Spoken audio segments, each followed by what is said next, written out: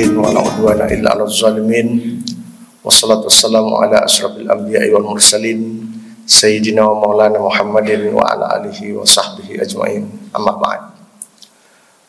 Jamaah duhur yang dimuliakan Allah, alhamdulillah kita panjatkan kehadirat Allah Subhanahu wa taala bahwa kita masih diberikan nikmat iman, nikmat Islam, nikmat kesehatan dan keafiatan sampai hari yang ke-7 ini dalam bulan Ramadan. Mudah-mudahan Allah Subhanahu wa taala senantiasa memberikan kepada kita nikmat-nikmat yang luar biasa dalam bulan Ramadan ini, sehingga insya Allah kita bisa menyempurnakan amalia-amalia ibadah dalam bulan Ramadan kali ini insya Allah. Salawat serta salam kepada junjungan kita Rasulullah Muhammad sallallahu alaihi wasallam, kepada para keluarga, sahabat dan pengikut beliau sampai akhir zaman. Allahumma shalli ala sayyidina Muhammad wa ala alihi wa sahbihi ajmain. Jamaah duhur yang dirahmati Allah, kita lanjutkan masih dalam tema Ramadan, bulan edukasi membangun manusia berkarakter dan bertawakal. Yang hari kedua saya di sini, saya sudah masuk ke bahasan tentang akhlak.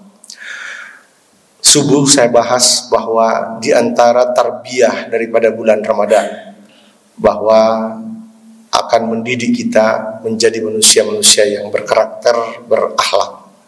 Karena dalam ajaran Ramadan kita sangat dianjurkan untuk menjaga lisan atau lidah kita. Saya lanjutkan tarbiyah atau edukasi didikan Ramadan setelah menjaga lidah. Juga kita sangat diajarkan lewat Ramadan satu akhlak yang sangat mulia, yaitu bersabar. Puasa artinya secara bahasa al-imsak, menahan diri. Dalam bahasa Al-Quran, kata sabar juga dalam secara bahasa juga artinya al-imsak, menahan diri. Itulah sebabnya kita jumpai ada hadis Rasulullah sallallahu alaihi wasallam mengatakan bahwa as-saumu nisfus sabri. Puasa itu adalah separuh dari sabar. Jadi pendidikan yang paling esensi dan utama dari segi akhlak ketika kita melaksanakan ibadah-ibadah dalam bulan Ramadan adalah kita dididik untuk bersabar. Terutama kata para ulama, kita dididik untuk bersabar meraih keutamaan-keutamaan dan pahala di dalam bulan Ramadan. Seperti yang kita ketahui bahwa puasa itu, kata Allah dalam firman hadis kursinya, bahwa setiap amal hambaku itu akan dilipat gandakan sampai 10 sampai 700 kali lipat. Tapi khusus puasa, kata Allah dalam hadis kursi, wassiyamuli wa ana ajzi'u bih. Khusus puasa itu buat saya dan saya yang akan membalasnya. Kalau amalia yang lain Allah mengatakan maksimal 700 kali lipat. Tapi khusus puasa, karena dahsyatnya pahala yang dijanjikan oleh Allah Subhanahu wa taala, maka tak terbatas lagi pahala yang akan disiapkan oleh Allah bagi mereka yang benar-benar beribadah di dalam Ramadan itu.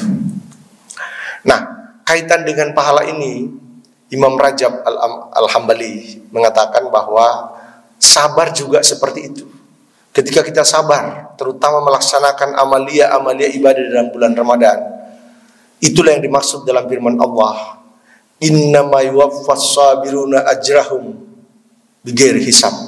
Sesungguhnya kami akan memberikan pahala kepada orang-orang yang sabar tanpa terhitung lagi hisabnya.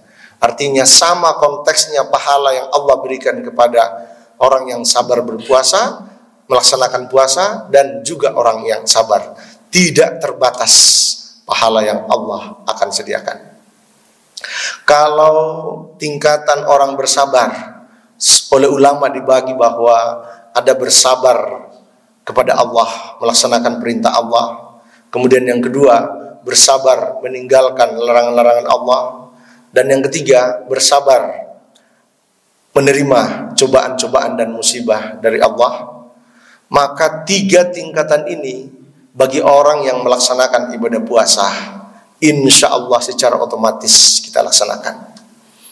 Tidakkah kita ketika puasa yang menyebabkan kita mampu bersabar karena kita mentaati Allah, kemudian kita menjauhkan larangan dan menerima cobaan tidak untuk makan dan minum dan berkumpul dengan keluarga, semata-mata itu adalah bentuk sabar kita untuk mengikuti semua perintah Allah Subhanahu wa taala. Oleh karena itu, mudah-mudahan dengan Ramadan kali ini ajang buat kita semua untuk kita belajar bagaimana sabar yang sesungguhnya. Kemudian yang kedua, ajaran akhlak yang mulia yang diajarkan Al-Quran. Biasanya ketika ada sabar selalu bergandengan dengan syukur.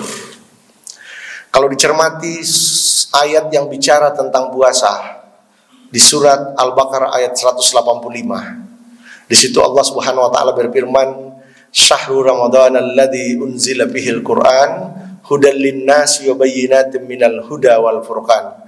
Faman syahida minkum asy-syahra falyasum wa man kana minkum maridan aw ala safarin fa iddatun min ayyamin ukhra yuridullahu bikumul yusra wa la yuridu bikumul usra wa litukmilul iddata wa litukabbirullaha ala ma hadakum wa la'allakum tashkurun."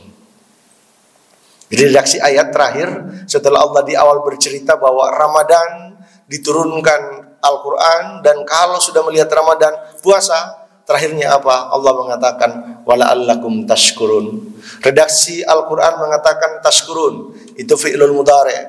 Dalam bahasa Arab, kalau fi'lul mudhari' itu selalu sigatnya itu mengartikan at-tajaddud wa tufidul istimrar. Artinya syukur kita setelah itu akan terus menerus. Kenapa? Karena setelah kita sabar menjalani ibadah puasa, akan muncul rasa syukur atas banyaknya nikmat yang Allah anugerahkan kepada kita. Contoh, kalau selama ini kita anggap remeh yang namanya nikmat minum, nikmat makan, tapi dalam bulan Ramadan kita diajarkan untuk bersabar, tidak makan, tidak minum. Lalu kemudian setelah itu akan muncul rasa empati, simpati kepada orang-orang yang tak punya. Lalu muncullah rasa syukur dalam diri kita, betapa banyaknya nikmat yang Allah karuniakan kepada kita dalam bulan Ramadan. Maka seyogianya lah kita dalam bulan Ramadan menjadi hamba-hamba Allah yang bersyukur. Kalau Allah Subhanahu wa taala mengatakan wa qalilum min ibadiyas syakur, tapi ketahuilah sangat sedikit hambaku yang pandai bersyukur. Ada seorang miskin datang ke seorang ulama sufi besar. Di depan ulama tersebut dia mengadukan keterpurukan rezekinya dan nasibnya yang kurang beruntung dari segi ekonomi. Setelah itu sang ulama sufi bertanya kepada dia, "Matamu masih bagus?" Katanya, "Alhamdulillah, sampai 50 tahun seperti sekarang mata saya masih normal tanpa perlu berkacamata." Kata sang ulama sufi, "Kira-kira mau nggak Anda kalau mata Anda itu dicabut dan diganti dengan 1000 dinar sebagai pengganti dari mata Anda?" Kata dia, "Tentu saja saya tidak mau, wahai Syekh." Kemudian Syekh lanjut bertanya lagi, "Kalau kamu mulutmu sekarang bisa berbicara, tiba-tiba mulutmu yang bisa berbicara diganti oleh Allah Subhanahu wa taala dengan bisu, kamu tidak bisa berbicara, dan diganti Anda dibayar dengan 2000 dinar, Anda mau?" Katanya, "Saya tidak mau, wahai Tuan Syekh." Terus 2 tanganmu, 2 kakimu dipotong, jadi Anda sebagai seorang yang buntung, tapi konsekuensinya Anda diberikan 20.000 dinar. Anda bersedia? Kata pria tersebut, "Tidak Tuan Guru, saya tidak mau." Terus kemudian, sekarang kamu normal, lalu kemudian kamu diganti, dibuat menjadi gila, dan Anda akan diberikan 100.000 dinar. Anda bersedia menjadi orang gila? Saya tidak mau, wahai Tuan Guru. Maka berkatalah sang ulama sufi tersebut, terus apakah Anda tidak malu kepada Tuhanmu? Allah subhanahu wa ta'ala, Tuhanmu telah memberikan anugerah yang luar biasa, yang senilai ratusan ribu dinar, tapi kamu masih mengeluh tentang kefakiran yang Anda punya. Akhirnya pria tersebut menangis terseduh dan kembali ke rumahnya. Apa yang kita dapat dari dialog ini? Bahwa terkadang kita mau bersyukur, mensyukuri itu hanya selalu orientasi kita nikmat yang berupa materi. Padahal berapa banyak anugerah nikmat yang Allah anugerahkan kepada kita. Termasuk ketika umur kita panjang sampai dalam bulan Ramadan saja ini. Ya, para ulama itu sepakat, kalau ada orang sudah meninggal ditanyai, kalau Anda akan dihidupkan kembali, bulan apa yang paling kamu ingin kamu dihidupkan kembali? Kata para ulama, sepakat semua menginginkan, walau sesaat saja dalam bulan Ramadan kami hidupkan ya Allah. Betapa dahsyatnya bulan Ramadan. Ini nikmat yang harus disyukuri. Nikmat puasa yang Allah anugerahkan kepada kita. Belum lagi nikmat Al-Quran, yang menurut Syekhul Azhar, Syekh Abdul Halim Mahmud, beliau mengatakan berdasarkan ayat 185 ini, justru Ramadan menjadi mulia, justru puasa diwajibkan karena keagungan Al-Quran. Karena menurut beliau, ayat perintah wa amma bi ni'mati rabbika fahaddits, adapun nikmat Tuhanmu maka sebutkanlah. Yang dimaksud nikmat tersebut, yang disebutkan tersebut menurut beliau adalah Al-Quran sebagai mukjizat hissiyah, mukjizat maknawiyahnya Nabi yang bukan berbentuk fisik yang paling terbesar bagi Rasulullah SAW. Inilah diantara yang perlu kita syukuri sebagai orang-orang Muslim, orang-orang yang mempercayai Allah dan Rasulnya Muhammad SAW. Mudah-mudahan Ramadan kali ini akan tergugah hati kita menjadi orang-orang yang lebih sabar dan lebih pandai mensyukuri atas semua nikmat-nikmat yang Allah berikan kepada kita. Wallahul musta'an. Assalamualaikum warahmatullahi wabarakatuh.